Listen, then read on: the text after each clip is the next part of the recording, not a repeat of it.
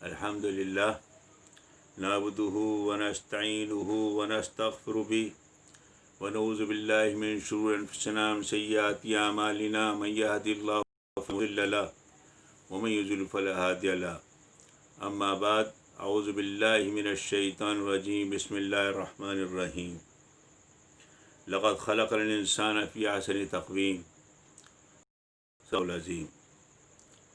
میرے محترم بزرگوں، دوستو، اللہ تعالیٰ نے انسان کو پیدا کیا، اس کا پوری زندگی کا نظام، کیا کھائے کیا پیے، کس طرح رہے، کس طرح معاشرتی مسائل ہیں، اخلاقی ہے، کردار ہے، رہنا سہنا ہے، یہ سب اسلام نے ہمیں اور آپ کو بتایا۔ اسے اس طرح سمجھیے، جو کمپنی جو چیز بناتی ہے اسے چلانے کا طریقہ بھی وہی بتاتی ہے۔ آپ ایک مکسر خریدنے کے لیے جائیں تو اس کا آپ کو ایک کیٹلاگ ملے گی کہ اگر اس میں کوئی گڑبڑی ہو تو اس نظام سے یہ مکسر صحیح ہو جائے گی اور اس طرح چلے گی۔ آپ نے گودریج کا ایک اے سی خریدا، ایک سال بعد پرابلم ہوئی، آپ کی کیٹلاگ کھو گئی، آپ پہنچ گئے نیشنل پیلس ہونے کی کمپنی میں اور جا کر یہ کہا کہ ہمیں ایک کیٹلاگ دے دیے، ہمارے اے سی کو پرابلم کر رہا ہے۔ انہوں نے کہا کون سی کمپنی کا اے سی ہے آپ کا؟ انہوں نے کہا گودریج کا ہے۔ پھر گودریج چاہیے؟ انہوں نے نہیں، آپ کی کمپنی بڑی نظر آ رہی ہے، ورکر بھی زیادہ ہے۔ ہاں، بولے نہیں، جس کمپنی نے جو چیز بنائی ہے وہی اس کی کیٹلاگ دے گی، اسی سے وہ چلے گی۔ اسی طرح اللہ تعالیٰ نے ایک نظام بنایا ہے انسانوں کو چلانے کا۔ ایک اور مثال سے بھی اسے اور میں واضح کرتا ہوں۔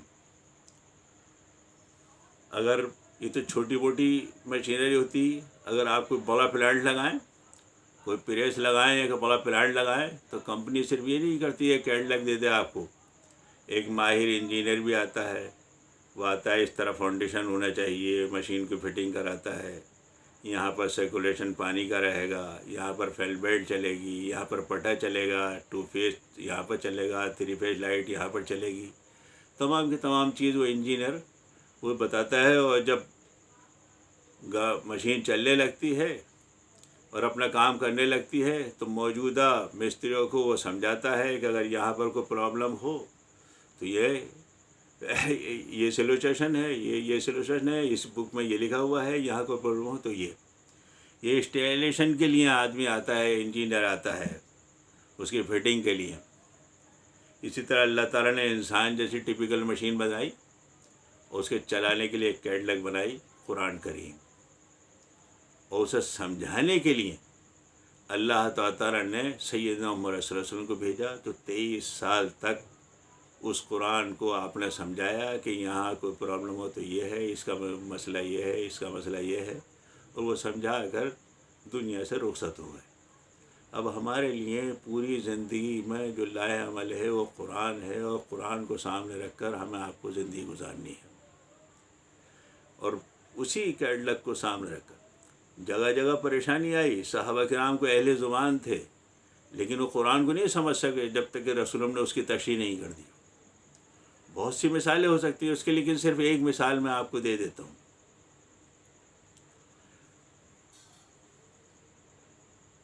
حضور صلی اللہ علیہ وسلم نے ایک قرآن کی ایک آیت نازل ہوئی، کلوا واشربوا حتی یتبین لکم الخیط الابیض من الخیط الاسود من الفجر، جب تک کھاؤ پیو جب تک کہ سفید دھاگے اور کالے دھاگے میں تمیز نہ ہو جائے۔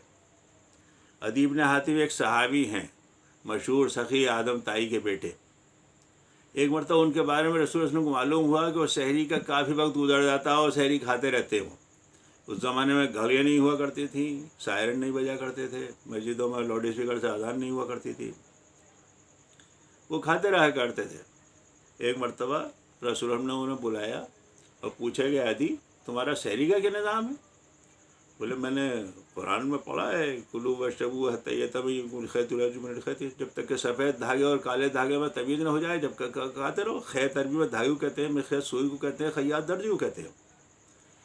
میں نے اپنے تکیے کے نیچے 2 دھاگے رکھ لیے ہیں، انہیں دیکھتا رہتا ہوں، اور جب ان میں تمیز، اس زمانے میں مکمل بلیک آؤٹ ہوتا تھا، اب تو لائٹنگ کی وجہ سے، پولوں پر لائٹنگ کی وجہ سے ذرا جلدی صافی پھیل جاتی ہے، ورنہ وہ 20-22 منٹ بعد تک سحری کے کھاتے رہا کرتے تھے۔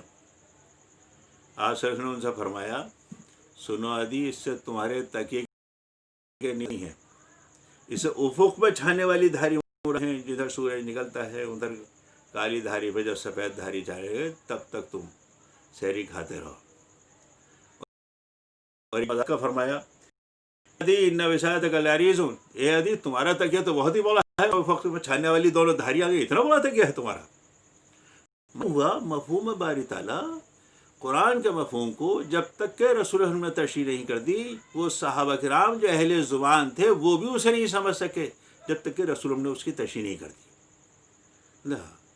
بہت سے لوگ یہ سمجھتے ہیں اردو کی کتابیں سمجھ کر، پڑھ کر ہم تفسیر کو سمجھ لیں گے، جب تک کہ بغیر کسی استاد کے ممکن ہے۔ اس کی بھی ایک میں مثال آپ کو دیتا چلوں۔ ایک لفظ ہے کیا بات ہے، لہجے سے اس کے 3-4 معنی بدل جاتے ہیں، صرف لہجے سے 3-4 معنی بدل اس کے بدل جاتے تھے۔ کس طرح؟ میں ایک مرتبہ کہوں آپ سے کیا بات ہے، تو میں نے سوال کیا، میں کہوں بھائی کیا بات ہے، تو اس کا مطلب یہ نہیں ہے میں آپ سے سوال کروں بہت فینٹیسٹک، ویری گڈ، بہت بڑھیا چیز ہے، اور میں کہوں کیا بات، یعنی کوئی اوقات نہیں، کوئی حیثیت نہیں۔ ایک لفظ ہے، اگر آپ بغیر کسی استاد کے سے پڑھیں گے تو آپ کو جو ذہن کے اندر مفہوم ہوگا، آپ لکھا ہوا پڑھیں گے تو وہی لے لیں گے۔ اس لیے یاد رہے، زبان کو اہل زبان جو سمجھتے ہیں اور جو تشریح کرتے ہیں اسی انداز سے اسے سمجھا جا سکتا ہے۔ اس کی ایک اور مثال میں دیتے چلوں۔ ایک صاحب علی گڑھ میں جا رہے تھے، ایک صاحب سے انہوں نے ایڈریس پوچھا کہ کشمیر چیمیکل کہاں ہے؟ انہیں چیمیکل نہیں کیمیکل بولتے ہیں، CH مل کے بیوقوف، کاف کی آواز نکلتی ہے، یہ کیمیکل ہے، تھوڑے CH مل کے کاف کی آواز نکلتی ہے، تو کوپڑا صاحب کا مکان بتا دیجئے۔ اب اہل زبان جانتے ہیں کہاں پر CH مل کے کاف کی آواز نکلتی ہے اور کہاں پر CH مل کے چے کی آواز نکلتی ہے۔ بہرحال میں یہ عرض کر رہا تھا، قرآن کو سیدنا محمد صلی اللہ علیہ وسلم نے 23 سالہ زندگی میں صحابہ کرام کو سب کو سمجھایا، اور اسے سمجھا کر آپ چلے گئے، پوری دنیا کا لائحہ عمل اس کے اندر طے کر دیا۔ اب ہم یہ اللہ تعالیٰ نے یہ ٹپیکل مشین انسان جیسی بنائی، اور اس کے لیے جو نظام بنایا وہ قرآن بنایا، اسی کے ساتھ ہم آپ چل سکتے ہیں۔ کیا کھائیں، کیا پئیں، کیسے رہیں، یہ سب ہمیں اور آپ کو قرآن کے اندر ملے گا۔ اگر ہم اپنی طرف سے اس میں اپنی طرفداری کرنے لگیں، اپنی طرف سے چلانے لگیں، تو نظام گڑبڑا جائے گا۔ مثال کے طور پر بہت سی چیزیں ایسی ہیں کہ مثال کے طور پر گائے ہے، اب لوگ یہ سمجھتے ہیں کہ اپنی طرف سے قانون کے ساتھ صرف دودھ پیا جائے گا گائے کا، اکیلے دودھ پر نظام نہیں چلے گا۔ اللہ تعالیٰ نے نظام بنایا، گائے ہے، بھینس ہے، جب تک دودھ دیتے رہے دودھ، بات کو دودھ دینا چھوڑ دے، اس کا گوشت، چمڑا، ہڈی، سینگ، کھر، تمام چیزوں کا استعمال کریں۔ اسی طرح ابھی کچھ دن پہلے گوشت بندی ہوئی تھی، تو ہمارے ایک دوست گدی تھے، وہ کہنے لگے بڑا مسئلہ ہے، ہماری جو پرانی بھینسیں ہیں جنہوں نے دودھ دینا چھوڑ دیا، 25-30 ہزار کی وہ بکیں تو 60-70 ہزار روپے کی ہم بھینس لے کر آئیں، جب تو وہ بکے گی نہیں تو ہم نئی کیسے لے کر آئیں گے؟ اس طرح ایک گائے ہے، جو لوگ گائے رکشک بنتے ہیں اور گائے کی حفاظت کا دعویٰ کرتے ہیں، نادان دوست ہیں۔ نادان دوست کا کیا مطلب ہوتا ہے؟ بچپن میں ہم نے ایک کہانی پڑھی تھی، ایک شخص کا دوست بھالو تھا، وہ ایک مرتبہ سو رہا تھا، اور نیند میں ایک مکھی انہیں پریشان کر رہی تھی، وہ بار بار اپنے بھالو اسے مکھی کو اڑا دیتے۔ بھالو نے دیکھا میرا دوست پریشان ہو رہا ہے اور یہ مکھی نہیں مان رہی، وہ لایا اتنا بڑا ایک پتھر اٹھا کر اور زور سے ان کی اوپر مار دیا۔ اب مکھی تو معلوم نہیں مری نہیں مری، لیکن وہ صاحب ضرور مر گئے۔ اس نے ہمدردی کی تھی، لیکن نادان کی ہمدردی تھی۔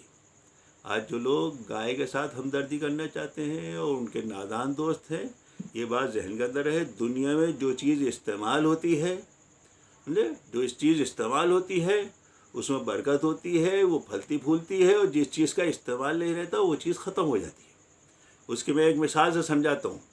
ایک زمانے میں ہر کام گھوڑے سے ہوا کرتا تھا، مال برداری بھی گھوڑے سے ہوا کرتی تھی، ڈاک کا نظام بھی گھوڑے سے ہوتا تھا، جنگیں بھی گھوڑے سے ہوا کرتی تھی، ہر چیز گھوڑے سے ہوا کرتی تھی، سامان بھی گھوڑے سے ڈرا کرتا تھا، ہر کام گھوڑے سے ہوا کرتا تھا۔ اس کی جگہ موٹر سائیکل، کار نے، ٹرکوں نے، ٹرین نے، پلین نے لے لی، تو گھوڑا ہی ناپید ہو گیا۔ اب تو ایسا ہونا چاہیے 10 روپے گھوڑا ملنا چاہیے تھا۔ پولیس کے پروٹوکول میں اگر نہ ہو تو کبھی گھوڑا ہی نظر نہیں آئے، کبھی کبھار گشت میں اس میں گھوڑا پولیس کے اس میں نظر آیا تھا، ورنہ گھوڑا ہی ختم ہو جاتا، گھوڑے کو ختم ہو گیا کیونکہ اس کا استعمال ختم ہو گیا۔ جس چیز کا استعمال ختم ہو جائے وہ چیز ختم رہتی ہے۔ میں اسے ایک اور مثال سے آپ کو سمجھاتا ہوں۔ میں ایک جگہ انگلش اسپیکنگ کورس کیا کرتا تھا، وہاں ایک ڈاکٹر اہوجہ تھے، انہوں نے سر سے کہا کہ آپ لوگ بقرعید میں بکرے ذبح کر دیتے ہیں، اس سے کرائسٹ پیدا ہو جائے گا، بکرے ختم ہو جائیں گے۔ تو سر نے مجھے اشارہ کیا کہ آپ اس کا جواب دیں۔ میں ڈاکٹر صاحب آپ کے لکھنؤ میں 2000 بکرے پر ڈے کٹتے ہیں، 2000 بکرے پر ڈے کٹتے ہیں۔ کسی دن آپ نے یہ نہیں سنا ہوگا کہ آج مارکیٹ میں میٹ نہیں ملا کہ بکرے نہیں آئے۔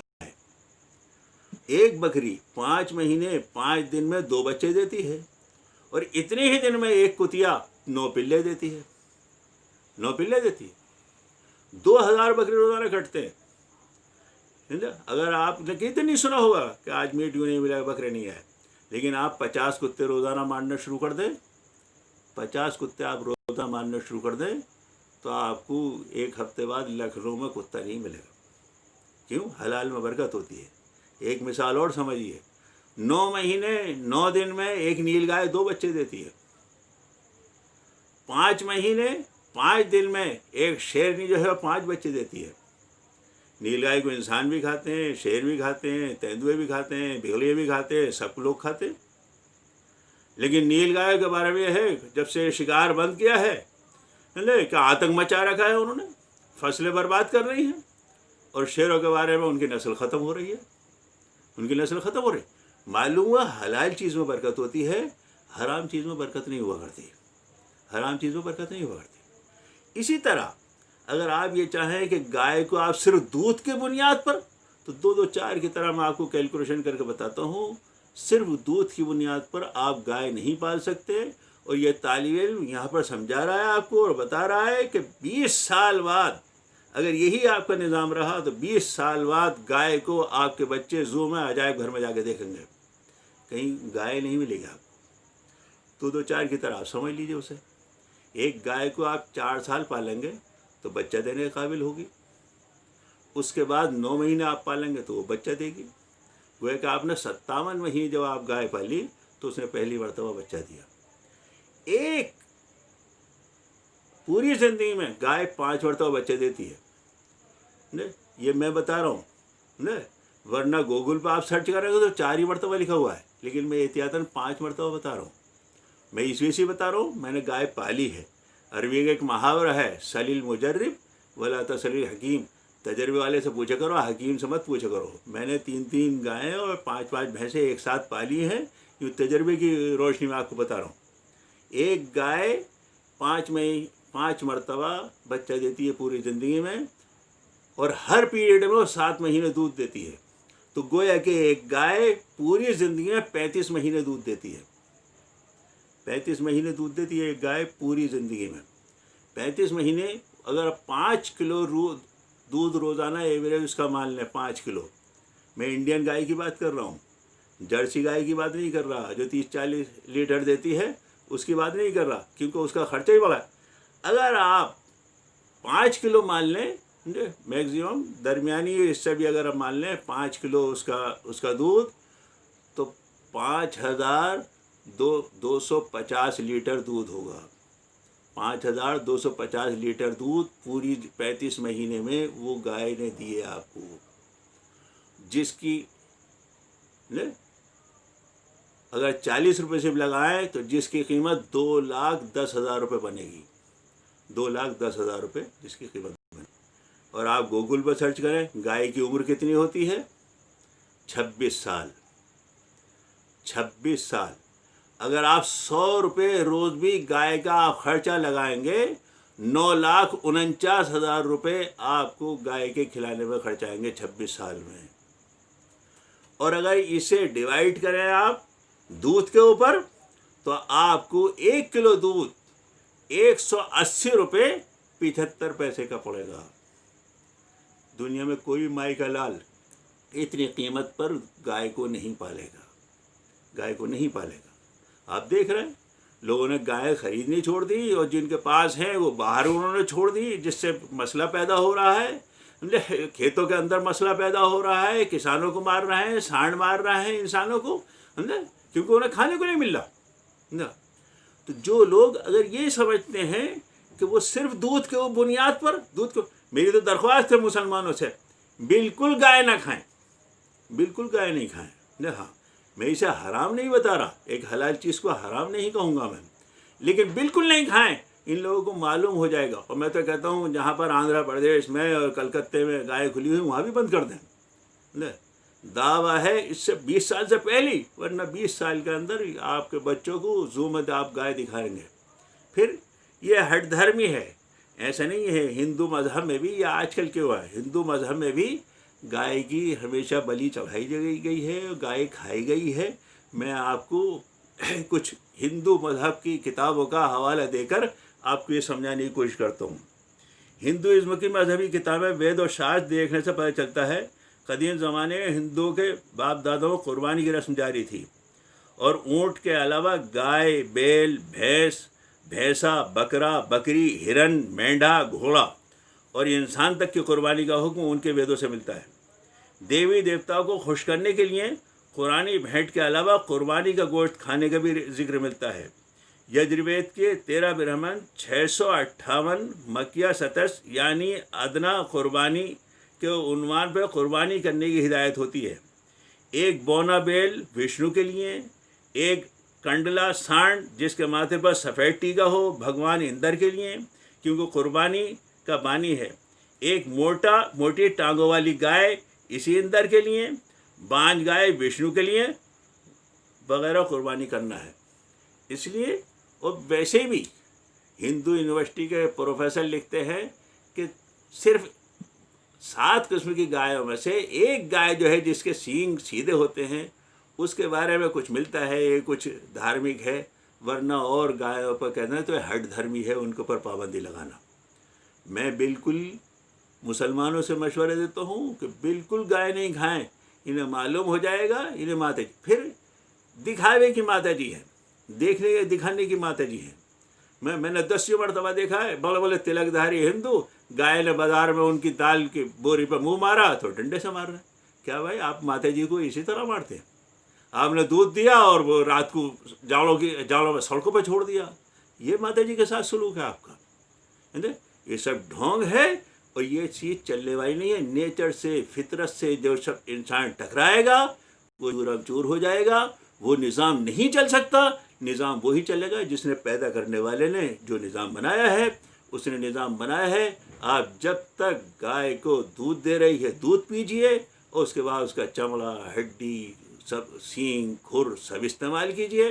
آپ اکیلے دودھ کی بنیاد پر گائے کو نہیں پال سکتے. جیسے میں نے عرض کیا 180 روپے کلو اور 75 پیسے آپ کو دودھ 1 کلو پڑے گا. جو کوئی بھی مائی کلال بڑے سے بڑا گائے بھکت اسے پالنے کے لیے تیار نہیں ہوگا. یہ خدائی نظام ہے. یہ میں نے 2-4 کی طرح آپ لوگوں کے سامنے رکھ دیا. کسی کو کوئی اعتراض ہو تو اس پہ سوال کر سکتا ہے، انشاءاللہ اس کا پھر شافی جواب دینے کے لیے میں تیار ہوں. اس وقت صرف اتنا ہی. وآخر دعوانا الحمدللہ رب العالمین.